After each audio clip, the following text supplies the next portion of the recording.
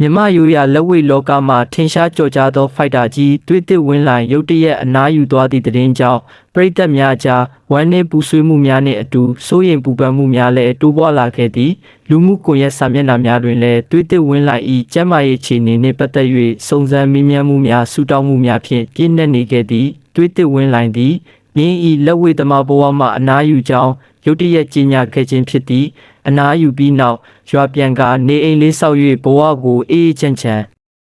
ဖြတ်တန်းတော်မူဟုကောလာဟာလများထွက်ပေါ်ခဲ့သည်သွေးတစ်ဝင်းလိုင်သည်ရိုးရာလက်ဝိလောကတွင်မကြုံစဖူးထိုးသက်ပွဲပေါင်းများစွာထိုးသက်ခဲ့ပြီးရှုံးပွဲမရှိခဲ့သောထူးချွန်ထက်မြက်သည့်ဖိုက်တာတဦးအဖြစ်လူသိများသည့်ပြင်းဤပြိုင်ဘက်ကင်းသောစွမ်းဆောင်ရည်များနှင့်ပရိသတ်အပေါ်ထားရှိသောစိတ်ဓာတ်တို့ကြောင့်တင်းသည်မြမလက်ဝိပရိသတ်များ၏အသေးကျော်ဖြစ်ခဲ့သည်သွေးတစ်ဝင်းလိုင်ထိုးသက်သည့်ပွဲတိုင်းတွင်ပရိသတ်များပြည့်ရှံခဲ့ပြီးရင်းဤစွမ်းရည်ကိုအားပေးခဲ့ကြသည်သို့တော်လည်းသူများမြန်ချန်ပီယံရှစ်ပြိုင်ပွဲများ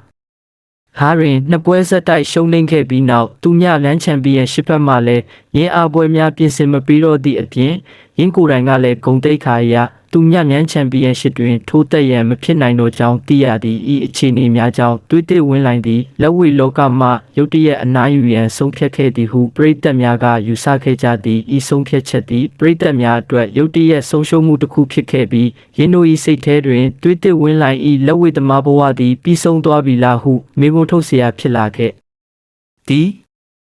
သွေးတစ်ဝင်းလိုင်အနားယူခြင်းနှင့်ပတ်သက်၍ပရိသတ်များကမေးခွန်းများစွာထုတ်ခဲ့ကြပြီး၎င်း၏မိတ်ဆွေများနီးပြများနှင့်တွားရောက်မေးမြန်းခဲ့ကြရာတွင်စိတ်မကောင်းစရာအဖြစ်တစ်ခုရရှိခဲ့သည်သွေးတစ်ဝင်းလိုင်၏အုပ်ချုပ်သူနီးပြဆရာဦးကျော်ဝင်းလိုင်ကသွေးတစ်ဝင်းလိုင်အနားယူရခြင်းမှာကျန်းမာရေးအခြေအနေကြောင့်ဖြစ်ကြောင်းထုတ်ဖော်ပြောကြားခဲ့သည်ဤသတင်းသည်ပရိသတ်များအားပုံမူ၍စိုးရိမ်ပူပန်စေခဲ့သည်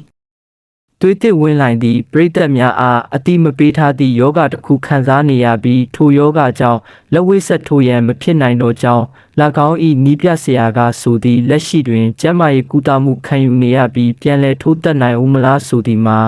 90%သာရှိသေးကြောင်းလည်းသိရသည်၎င်း၏ကျန်းမာရေးအခြေအနေသည်မိမြအတိုင်းအတာအထိဆိုးရွားနေသည်ကိုအတိအကျမသိရတော့လဲ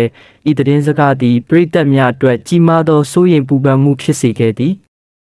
သွေးတစ်ဝင်းလိုင်၏ကျန်းမာရေးအခြေအနေကြောင့်အနားယူရခြင်းဟူသောသတင်းကြောင့်ပရိသတ်များမှာပုံမူ၍စိုးရိမ်ပူပန်ခဲ့ကြသည်အချို့ပရိသတ်များကကျန်းမာရေးမကောင်းသည့်တိုင်အောင်အနားမယူသင့်သေးကြောင်းမှတ်ချက်ပြုခဲ့ကြသလိုအချို့ကမူ၎င်း၏ယောဂအခြေအနေဆိုးရွားနေမည်ကိုစိုးရိမ်ပူပန်ကစိုးရိမ်လွန်ပြီးတစ်ခုခုဖြစ်တော့မှလားတေတော့မှလားဟုပင်မေကုန်းများထုတ်လာကြသည်ပရိသတ်များအားလုံးကမူသွေးတစ်ဝင်းလိုင်နေဖြင့်လက်ရှိရင်ဆိုင်နေရသောယောဂဝေဒနာမှအမြန်ဆုံးသက်သာပြောက်ကင်းပြီးကျန်းမာပျော်ရွှင်သော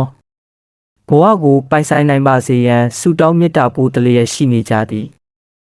၎င်းတို့သည်သွေးတစ်ဝင်းလိုင်ကိုမြမလက်ဝိလောကတွင်ပြန်လည်မြင်တွေ့လိုသောဆန္ဒများပြင်းပြစွာဖြင့်၎င်း၏ကျန်းမာရေးအတွက်အစဉ်အမြဲဆုတောင်းပေးနေမည်မှာသိချပါသည်